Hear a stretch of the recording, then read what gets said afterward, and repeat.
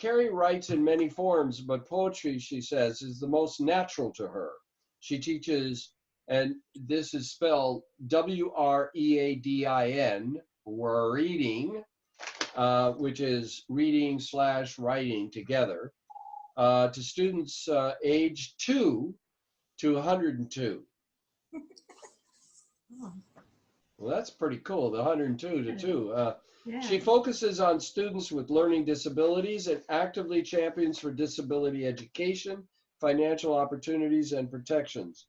She also translates nerd / geek. She's won chapbook contest, published, but dislikes taking time away from writing to play the publishing game. Please, a hand for Carrie. All right. Hi. Hi. I am, you'll have to pardon me here, but I'm muting everybody and putting it on speaker view because that's how it'll be recorded. Okay, go ahead, Carrie. Oh, I'm sorry. I'm sorry. Don't go ahead. I haven't unmuted you yet. I'm trying to figure out how to do this all at one time here, but it's, oh dear, oh dear, oh dear, oh dear, oh dear, oh dear. Here we go. Okay, so no, I don't want that. You are unmute. Oh no, I don't want more. What's going on? You can unmute herself too, Leopold. Yeah, just unmute yourself.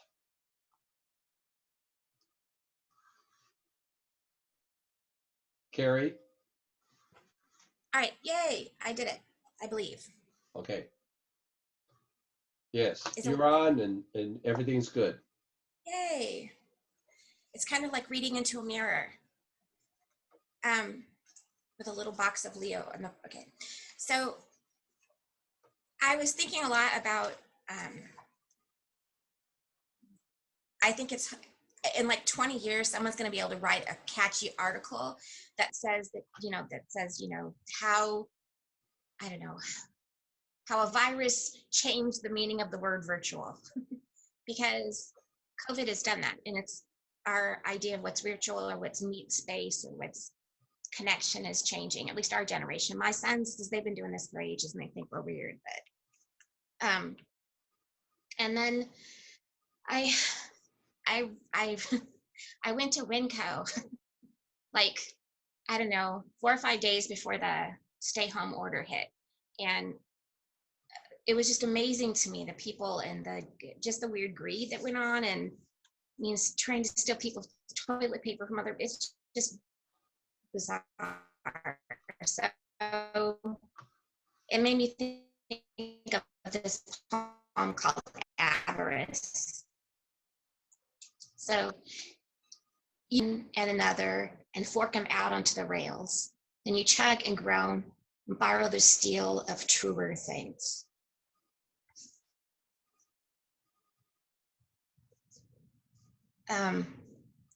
And kind of in the middle of all this happening, my nephew, he OD'd on, we're not quite sure, it looks like it's fentanyl mixed with something else or not. Anyway, so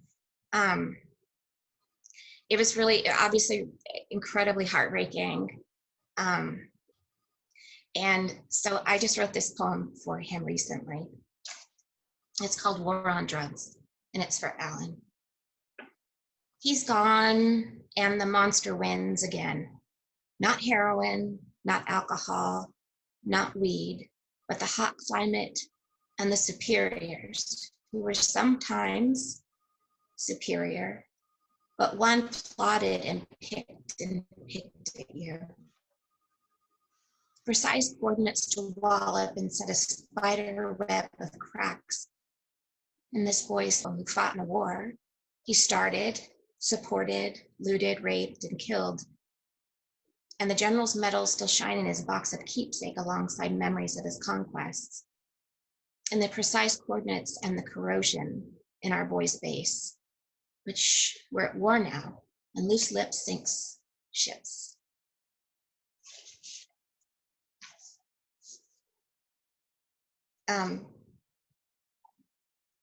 Yeah, it's my whole relationship with with medication and pain medication as a chronic pain patient with MS it's one of the most frustrating things to watch this country try to choke supply when all that money needs to be going to prevention and cures and helping people and healing. And that comes from my father was a narcotics officer for 30 years. And even he says that's ridiculous. And that really the only reason it still exists is because it makes counties and cities and the federal government a lot of money. So that's very disheartening. So I just hope that time comes that we get, through science and through other opportunities, ways to look at addiction differently. I seriously think that's going to be the thing that future generations are going to look back at my generation and be like, why did you allow, psychology and these issues and issues around mental health and issues around drug abuse? Why did you guys just stand by and let all this other horrible stuff happen? And I suppose that's part of why I've changed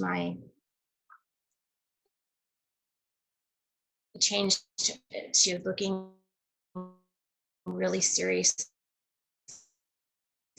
at go back, talk things down to nubs and dustless. You're Oz's curtain and there aren't any monkeys here to pull you apart. Not that I need that, but it put a gold shine on things, a sparkle. Like it would be magic. Like I could fly kind of magic. Like flowers could talk. Owls would settle into the spot on my shoulder and explain joy and maybe peace and maybe forgetfulness. Because the pretending it didn't happen just isn't the same damn thing. And there aren't curtains or magic or owls. There's just dreams where he dies publicly and horribly. And you see it all as if it were the first time you've seen suffering, as if.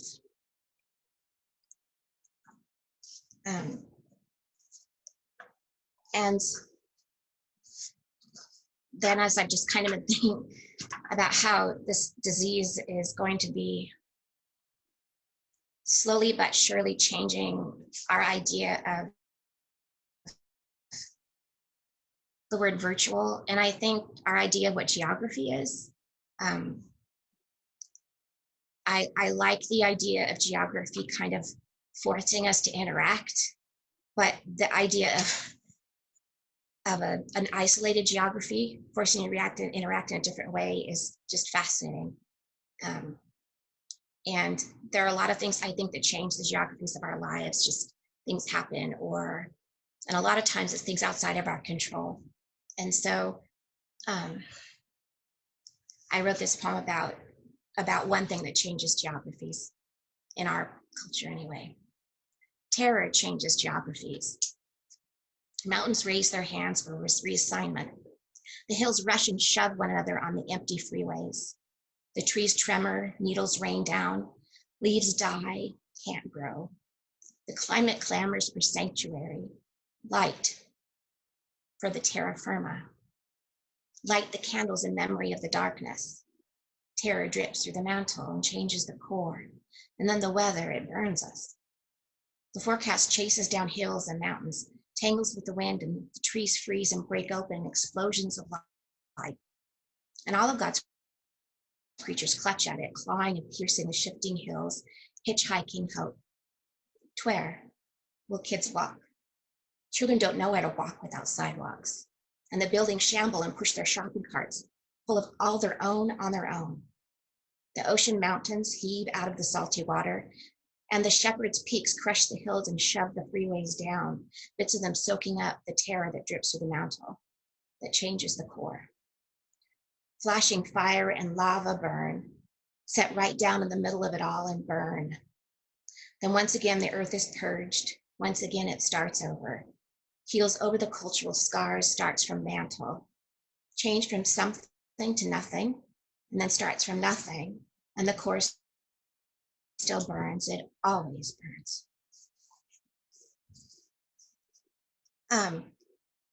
And I think that, my son's in Korea right now, and he's he's working in military intelligence, so he's always had a broader perspective of the world, but it's much broader now. And we were talking about how there are these giant macrocosm things like, like terror, big diseases that hit the world, and then how you can take those same like principles, watch the same things happen in small little intimate relationships between one person and another person. And so this poem's called and if care could break a pillow, it would. And it's, oddly enough, it's about Billy the Kid's girlfriend. So, and as a clue with my poetry, it's surreal. So hang on to the images and follow them along, and it'll be easier to follow my step. So, and if hair could break a pillow, it would break. Her back along the curves would split, open into symmetry. She'd bleed into the sheets, and pinky weak lay open inside out. Spells impossible. Heating a desire limps to thinner, and thinning along incantations of blue and red, and mumbling, I didn't know, I had no idea. We're both crippled now, and blood running out of the room and down the stairs, like rapids flash flooding. Sorry, I have to reach over. I have these upside down, okay. So I thought I would do some sad songs and then some sad poems, and then move away from that to more springtimey things. So this one's called No More Sad Songs. And when the wind howls, close the window and shut out the singing. Even if it's the frog chorus, or delete crazy from the playlist when we hear weeping, hold in hope and spindle our fingers until fear is untangled and we sing our own frog chorus. Sing our own, it's a beautiful world. And let the wind howl itself out. Because even with all the horrible things happening, we have to take time to do stuff like this. It feels so weird. This is so strange, not having like the interaction, like I'm giving a lecture. So my moonwalk is the next poem, and I'm going to kind of move into a few poems about the sea, which has always played a big part in my life and my poetry. So this one's called My Moonwalk. The barrenness of a sea, it's gray and ashy, the magnificent desolation bound by sand, and the poles of the moon, and the point of reflection, solid as rock, or a dust that blinks in an eye, the point called home. And then this one has a bit of like, so this is inspired by the Rolling Stones, and specifically the song Beast of Burden for some reason. So in this poem, there are references to different Stones songs. So if you're a fan, you might catch some of those. So the sun hums. It's a raucous waking to life for us moles. We move out into the sun after a donkey gray winter, and the trees are still brown as sugar, and branches sway in the wind like a woman dances. Brown and rolling they shake like the whiskey soil clings to weed roots under my fingers. And like Rethke, I hate reading. And the next poem I want to read is, grab it from here, from a different book. Where'd you go? It's a poem I haven't read in a long time. And it's called Tidelands. And since it's spring, Tidelands. These sea-beaten rocks are my body, marbled black and white. And the sea rises, falls, and fills the dips along my spine and between my thighs, whilst crabs scuttle my toes and arms. After exploring the tunnels of my ear, you build a campfire at the base of my neck and stretch out to make love on my shoulder, then sleep in the tent of my hair.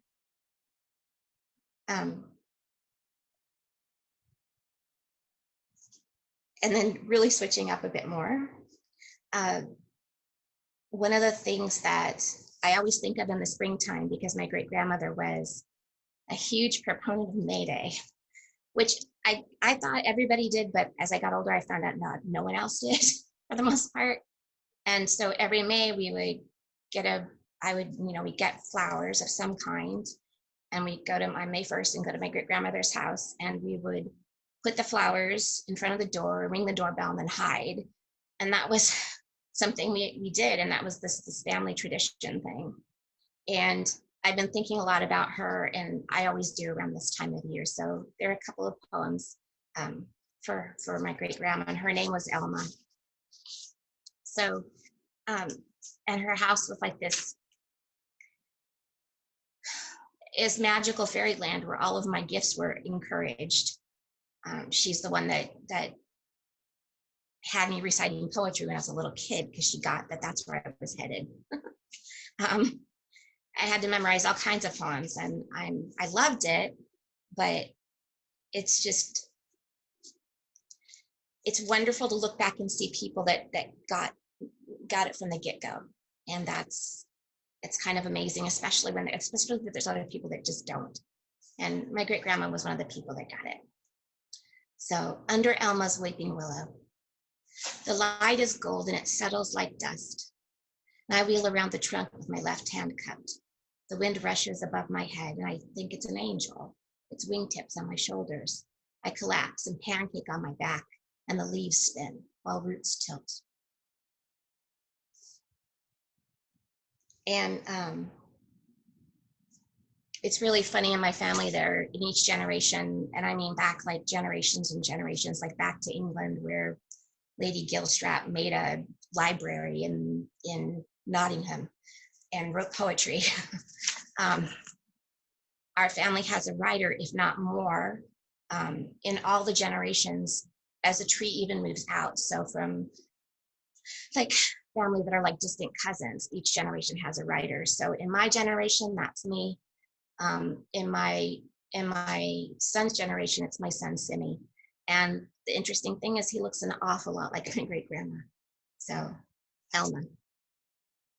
This picture, black and white, trained on the still of life, quieted your pulse forever. It passed the envelope of time and papered a version of you never met. That smile and look forward, so like your great grandson. Great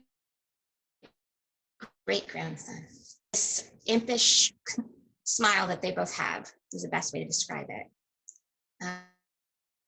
And then this poem is for my sons. And well, it pretty well speaks for itself, or at least I hope so. Something of the way. Something of the way the shadow of the tree fell across his face today. My young man looked like an old man playing ball in the road. And it's just the idea of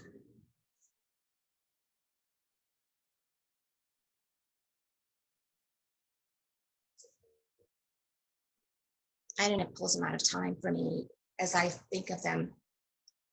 I can think of them being 3 and 24 at 18 and 16 all at the same time, which is an amazing thing. And it's another reason why I think time is not what we think it is. And there's some cool satellites out there trying to prove that. But anyway, so this next poem is called Summer Evening on Lake Mead. And so Summer Evening on Lake Mead. Blood red patterns on the lake and tea leaves strewn and all red. And I'm going to start over, sorry. Blood red patterns on the lake, tea leaves strewn and red in a mud-packed bowl. The sun sets and slips the day's color to the fish, and fins flash moonlight.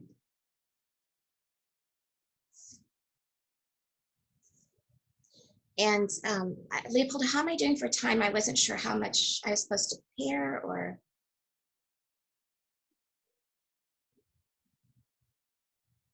You're muted, I think.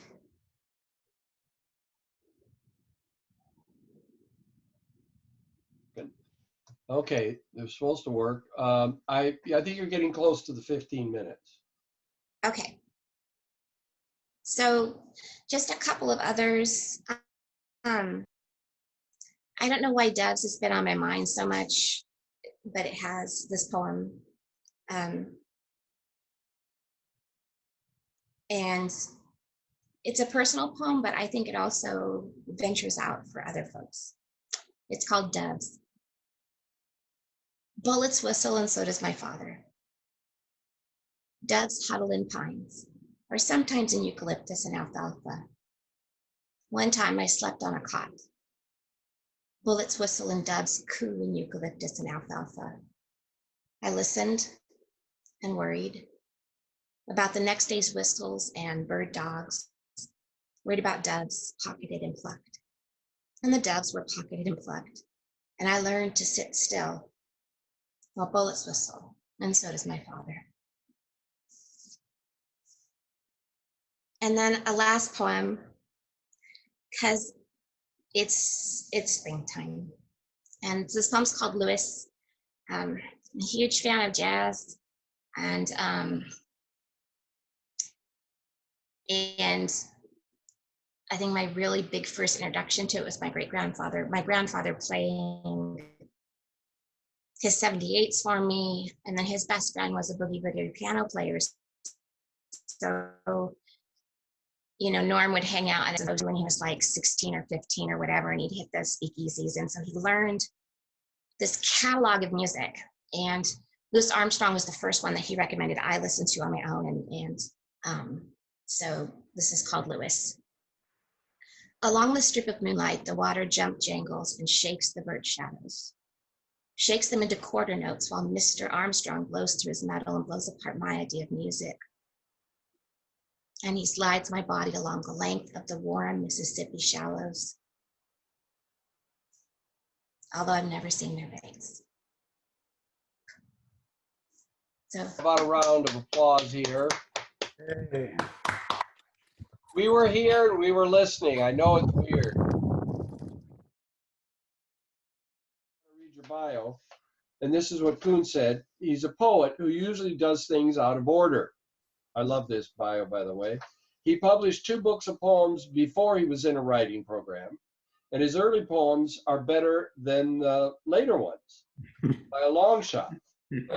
I like that. Very sense of humor. Now he's editor/publisher of Goldfish Press, which is primarily interested in bringing out new talent. His books have won a Penn Oakland Josephine Miles Award for Literary Excellence and an American Book Award. He has been nominated 5 times for a Pushcart Award and the Best of the Net. His poetry is internationally anthologized, and his books have been used as texts to teach poetry at Sarah Lawrence, Bard, UC Berkeley, among other colleges and university. However, he is now a student again at the University of New Orleans for an MFA. Now at 71 years of age, he has finally awakened to the immensity of poetry, both as art and as a healing agent for personal as well as societal ills. Please welcome Kuhn.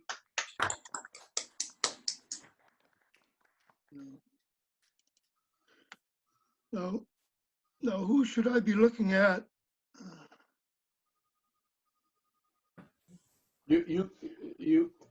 I'm not quite. Should I be the person on the screen, the big picture? Well, you don't have to be looking at any particular thing if you're going to be reading. Yeah. You're okay. All right. Go ahead now. Okay. Washington State is one of the apple states in the country. Its poem is called Apples Cost Mankind Awake. And it's from my chapbook, which I self-published in 2004, called The Burden of Sanity and Other Poems. Some of you know that I have some bouts with schizoaffective disorder, which is a kind of mental illness. And I'm a lot better than I used to be. So bear with me, and I take you down memory lane. Some of the poems are written before 2004. The first poem, Apples Cost Mankind Awake. Inside Eden's gates, apples cost mankind awake. Arab sheikhs say apple is the apple of the eyes. And perhaps Lorca said, apples, the apple of deep sleep. On the moon, there are no apples. Winesap or Granny Smith. In the rest of the cosmos, fair apples are but a few. Before I go anywhere, I plug a red delicious moist with dew. $1 to dollars, $1 is banned. News on the family taste again. Now apple chips to launch 1,000 ships in fair markets, while neglected orchards, bogans, apples, breast, and fire lament. Miss bread in intimate beds, a Johnny Appleseed across the land, marketing 1, 2, 3 in financial news if he comes again. But we always remember those who stand to gain took a chance. They grabbed the land, imported the seeds, located the right manure. They legislated the water, went deep into Mexico for the labor, and they shouted the views against the frost of labor lost. Scrupulous with high arithmetic, they wrote off the accounting errors. Therefore, Lincoln's wheels are only for few and not for the poor, who come across our borders, soil our outhouses, and don't even know how to lock the door. Apples within the reach of pharaohs inside ancient pyramids, but empires crumble because of a certain lack in tech. The worms they invited made their way to the biblical core, and research as they may, blame on the liberals and the gays, they can't refute crab apples with the view, surely I'm of no use. Does everybody hear me okay? Too loud, too soft, anything? Very good. The volume's good. Okay. So I don't want to keep you in suspense. I'll read the title poem first, The Bird of Sanity. I am talking to myself really, as the haze hovering over the freeway, in the pounding of piles and sediments, in the crack of light over far hills, nearby raindrops my window, and the clanking followed by silence. And in a couple of hours, the city will dim and lay fall, and my self-enveloping has begun. I went to a new mental health center, but the burden of sanity is on me. I see the sun is trying desperately to come out and reclaim this rain. The industry is one of mindlessness. The sports dome will be imploded and another stadium will be built in its place. It isn't, however, as bad as knock down a wall for a single brick. And bless me, there's a light. The sky cracks a crevice, and the light is white gold. I'm talking to myself really.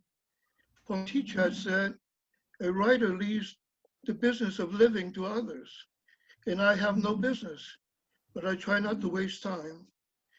And I have a second bowl of beef potato soup. The music is contained in my room, heated as a bastion toward the cold indifference of editors, publishers, and readers of my work. And so I'm talking to myself really. The sky cracks now a C shape of white brilliance. The pounding is in reprieve, but not the clicking. I type to stall the construction of mindlessness. Yes, to stall and to talk to myself. For I went to the mental health center today, but the burden of sanity is on me. So I think everybody's familiar with the poem, Do Not Go Gentle Into the Good Night by Dylan Thomas. And there's another famous poem, One Art is a Bishop, and those poems called Villanelles. It's a French form, which is 19 lines into 6 stanzas.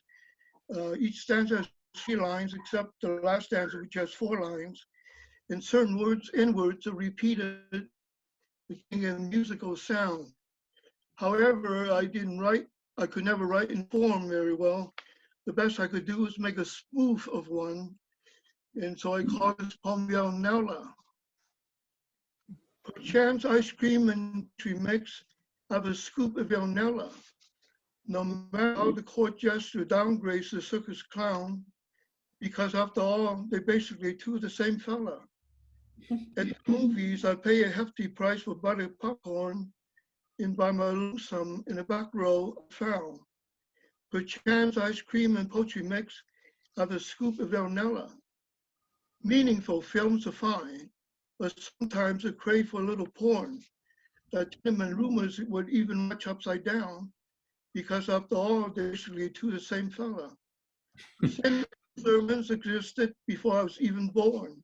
And sure enough, there's still enough of both to go around.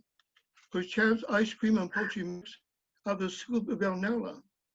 But if the fair damsel falls into the trap of the vanilla, I will, by the blessings of mighty Zeus, clip his horns, because after all, he's a nasty, opportunistic fella. The King of France is the King of France, even if unadorned. Even muttering incoherently outside his castle, he's found. Perchance ice cream and poetry mix have a scoop of vanilla, because after all, they're basically two the same fella.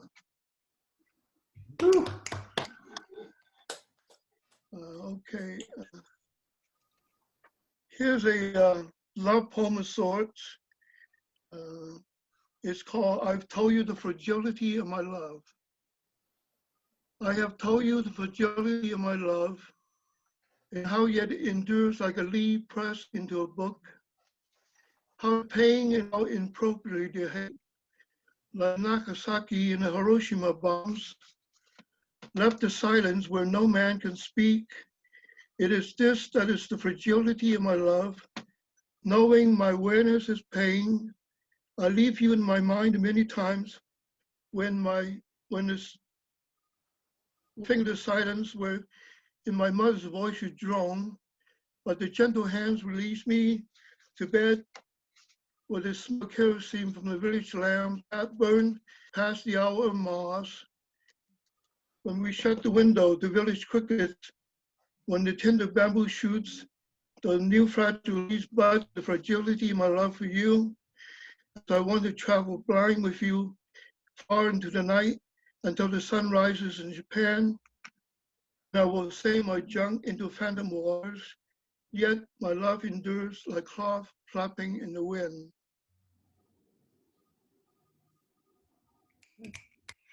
So there's another one, another love poem, which is more in a playful manner. Let me get it here.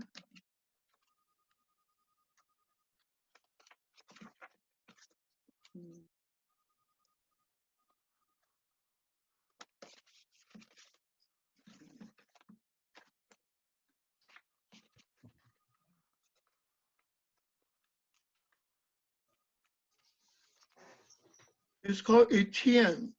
Etienne is a French word for Steve, the name Steve. All the women love you, Etienne, so artless in love, and art so pure. With each syllable, you pluck the nipples. With each vowel, you breathe ardor into the ears. I envy you, I laboriously invent, yet no one is willing to pay the mission. You must have been gifted at the start, where poetry located some body part. Mine is folded in my clumsy square hands. I am suffocating a bird to death. From your hand, the bird freely flies. In my arms, a woman withers. In yours, it ends, she's revived. Okay.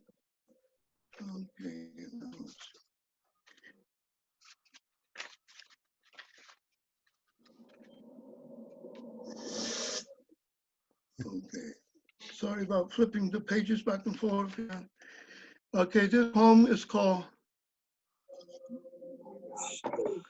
Bus Stop. There's a pause. Chinese guy. Is things going okay? Yeah, just to remind everybody, everybody's unmuted. You can mute yourself if you wish, but everybody's unmuted.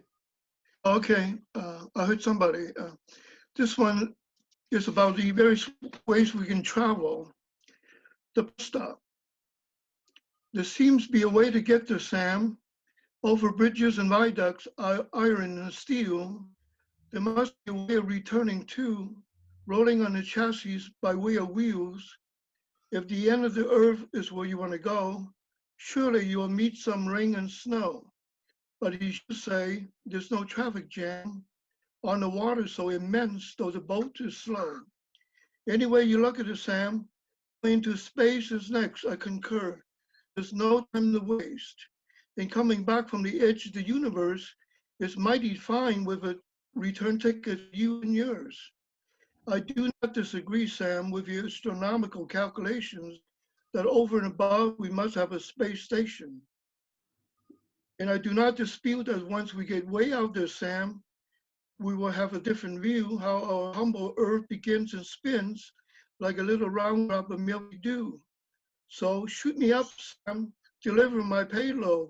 I want to go at once, even if I could not return. And that's the best way I can outdistance all my foes. And Sam, the farthest star is where my heart really yearns. And this poem I wrote when I was living in Chinatown for 7 years in a room like 10 by 10 or 10 by 12. And I didn't have much comfort, but I had one comfort, and you can guess what this is as I read it. The months peel away. There's a woman, a cream color of light brown, and a faint smile, and a light gaze cast down. She overlooks my simple room chill by January, and yet warmly lifts me above my penury. There's a different woman in February, we older, well-versed in coming and going in the marketplace, good with chores and stretching the ends to meet. With the snow retreating, she makes me complete. In March, with winter gone, a young thing shows up sprightly, when through the sun-clear window, pink and white cherry blossoms light up the hills. How necessary being here to see and write this thrill. On and on the months would progress. A pretty girl appears monthly to light my room. How I love the world. But month after month, I feel the ice when I rip them down. Faint smiles, light gazes, in cream color of light brown. Okay, I used to bet on the horses. The people bet on horses. They call railbirds because they stand next to the rail to see the horse come in or not come in. And you could bet to the horse to win, the show. I mean, the place, that means coming first or second, or the show, that means coming first, second, or third, and you get some money, you win some money. So, and this is called, in this town, no bird finds me fancy. Come now, number 7 bus, win place a show. The railbird, like me, the freeway towboat glows. In this town, no bird finds me fancy. A student with our phone, dismissed and free. Come now, bus number 9, beneath ours the sparkling wire. Did the fat man catch you? Did he sit on the fat seat with the stereoscopic views? Oh, go, little Foxwood trot, invisible to the ritzy mall and out the back door. Make it and shake it us to the library. Recipes will find for ever-growing minds. In this town, corner shops, assembly shops hop around and around the block. Eating places serve you in a haste, but poor students find books with everything erased. You still mine in a city with mean machines, go underground in jazz clubs where they blow. In the city, no student or bird can fly freely, for swallow tongues they dine. In mines on the ground, look for mines like swallow wings that beat freely. In this town, rules come down, we move like breeze. Little birds clutch while the first our love notes, and it's time down the wire, love and hate by a nose.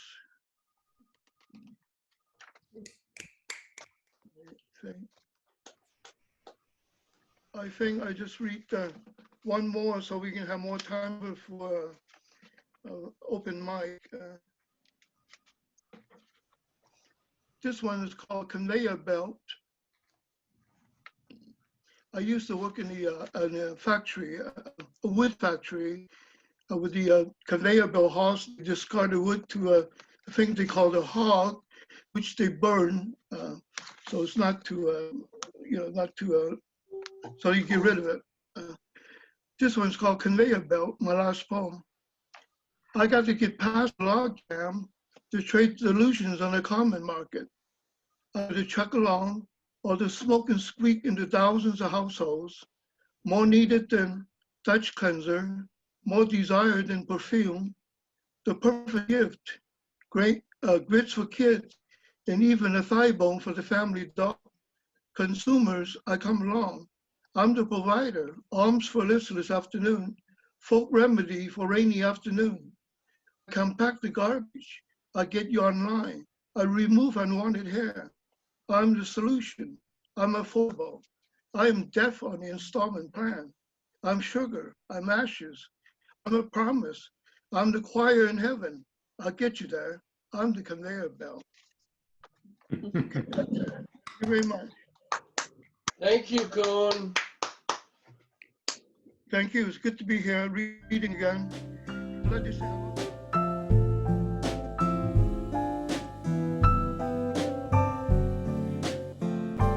Okay, thanks very much. So with this whole Corona madness, I'm writing in rhymes lately, and I'm trying to find humor in the darkness. So this is just one poem I'd like to read, and it's called Batshit Crazy. It's strange and curious to say the least. Corona is a batshit crazy beast.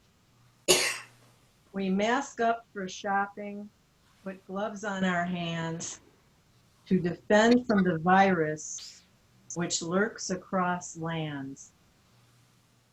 The bug emerged from a bat in Wuhan. They say the bug emerged from a bat in Wuhan. It is stealthy, mysterious, but we must carry on. We are humbled and learning we have no control. Life's game board has changed and it's taking a toll. Work, school, and fun are unsettled and vague because of our century's very first plague.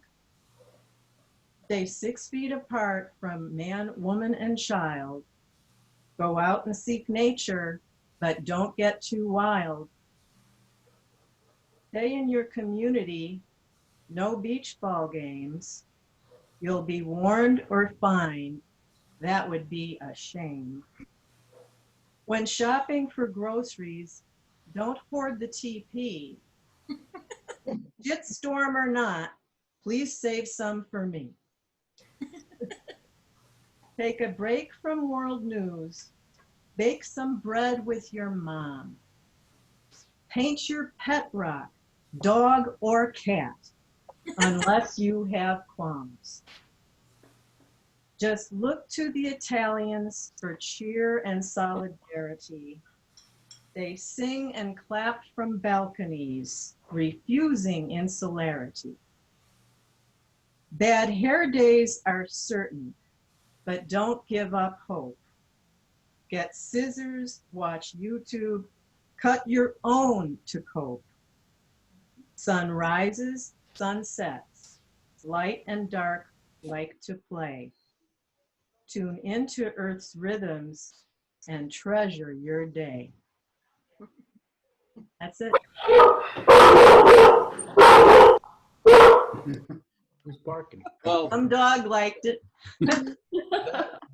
I think somebody really liked that poem. It was very enthusiastic. Very enthusiastic. My Australian Shepherd. Oh, Well, Smart. he or she is a poetry lover, obviously. It Very appears. stimulating. Very stimulating. Okay, thanks. So I'll read one poem. I don't know if you can see Kuhn's book. Probably many of you are in it. I thought I'd read a poem that was included in it. as I said, I lived out in Los Angeles. I actually have a connection up to the Northwest because I grew up in BC, just across the border from Bellingham in Langley, basically. So I've always lived along the West Coast and grew up in Canada, meaning I never really learned much about American history. This past fall, we were living in Baltimore, actually, for the first time I'd ever lived on the East, and also in a former slave state. And it actually got me thinking about race relations, which of course are still a problem in America after many, many years. So I took a trip with my kids to Gettysburg, the battlefield and Civil War cemetery. And in the aftermath wrote a poem called Gettysburg that tries to sort of give the feeling about the changes and lack of changes in America over a century and a half, I guess. So it's a sonnet, so it's 14 lines. I think the only thing, probably your history is better than mine. Gettysburg was fought in 1863 and is usually viewed as sort of the turning point of the war. There's a place called the Copse of Trees, which is sometimes called the high water mark, because that's where the Confederate forces were turned back from the hills, and basically was the turning point of the battle and ultimately the war. The poem also mentions Decoration Day, which is actually a precursor to Memorial Day, which is coming up next month. And the first years after the Civil War, people would go and decorate the graves in the war cemeteries with flowers. And last thing, probably the most important, I had my 7-year-old along, and there's lots of war memorials up there, and he thought that was a great place to play by rolling down the hills. So here's Gettysburg.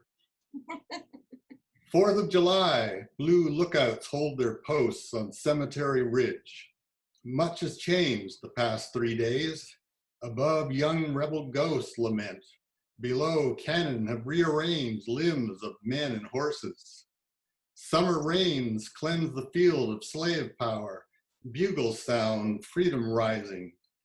Those who forged the chains or broke them take their quarrel underground. On Decoration Day, the children place lilies and lilacs on the soldiers' graves. Rolling down grassy mounds from monuments, they play together, smiles of every race. Beneath the copse of trees, a father waves. A change has come, a moment's innocence. Thank you. This poem isn't really a COVID-19 coronavirus poem. I mean, but after I read it, I thought certainly appropriate for this time in terms of perspective. And like many of my poems, it's inspired by people I know. And so this is a friend of mine that I've known for a very long time and had a numerous adventures with. He lives in Oregon, and of course, I'm now, talking to him on the phone. And so that's the context. And it's called What Now? What now? His kidney stone was 8 millimeters, the size of a pearl, he said. Good thing it stayed in the kidney. If it had gotten into the uterus, it would have been painful as hell.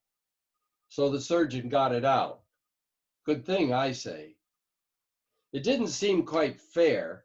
He already had MS, had had it for years. Progressive, they say. What's progressive about that, I say? Bernie's a progressive. Let's leave it at that. Multiple sclerosis, as if one sclerosis wasn't bad enough, but it had to come in multiples. Progressed to hanging out now in a motorized wheelchair, a power scooter, way better good spirit and good cheer than most people can muster. After visiting his mother in a nursing home, one of us challenged the other, race you down the hallway, And off we went past gurneys and IV hangers, gunning that powered chair at reckless speed. Can't remember who won, but we laughed a lot at the end. Years ago when he could still walk okay, but got tired, so I and the other guys would push him around Paris in a regular wheelchair, just to give him some rest. He enjoyed popping out and riding up the escalator, just to see the Parisians gawk with astonishment. We got tired of waiting to get in the Louvre, to see David and other stuff. Got crepes and coffee at an outdoor cafe. In the morning sun, we clinked espresso cups and said together, it doesn't get any better than this. You don't forget a thing like that.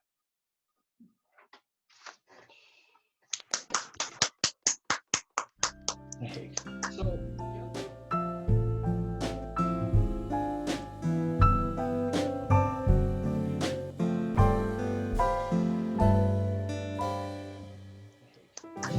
the other thing I want to say is that I don't know who to blame this on, but now I'm getting interested in publishing.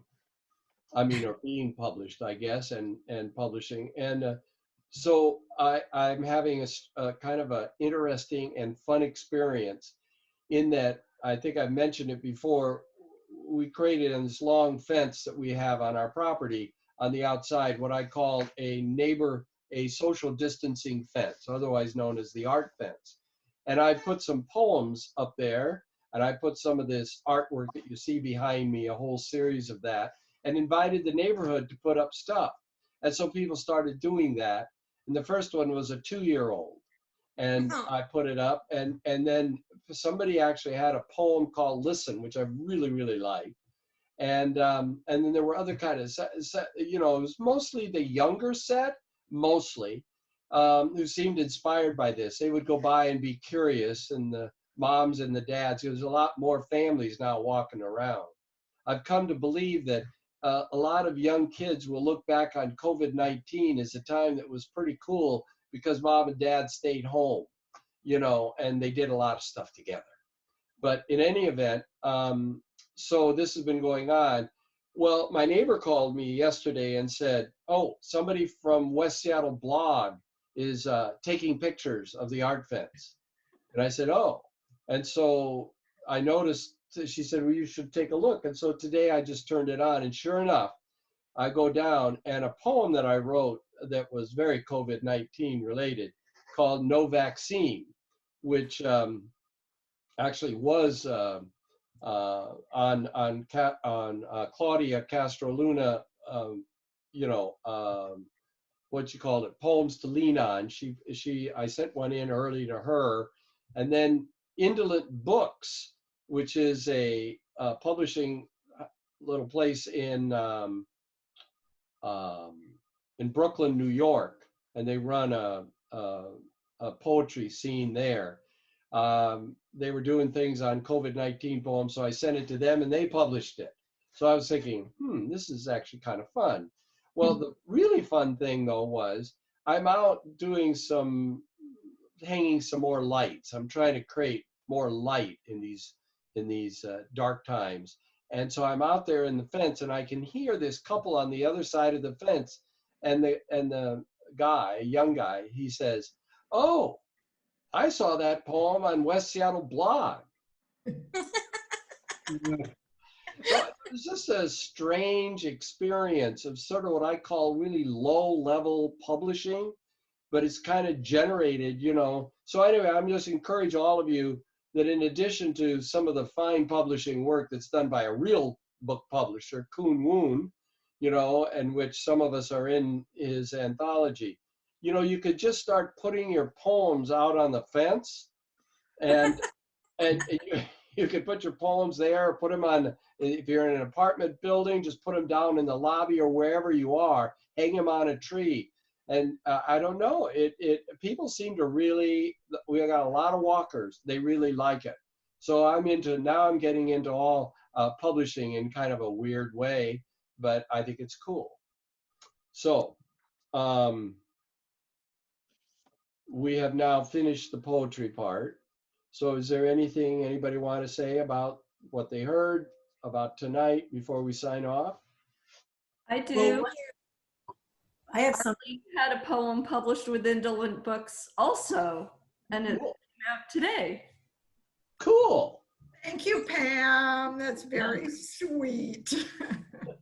Yes, it was very exciting. It's the first time I've actually submitted something to someone I knew nothing about and had no contact with. So that was quite nice. But then I guess they connected us, Pam, because in the bio that apparently they wrote, they connected my name with yours. They wrote the bio. I didn't realize Well, that. it was not the bio. Arlene mentioned that. It was not the bio. I mean, I know they asked me for one, but they completely rewrote it, which is fine.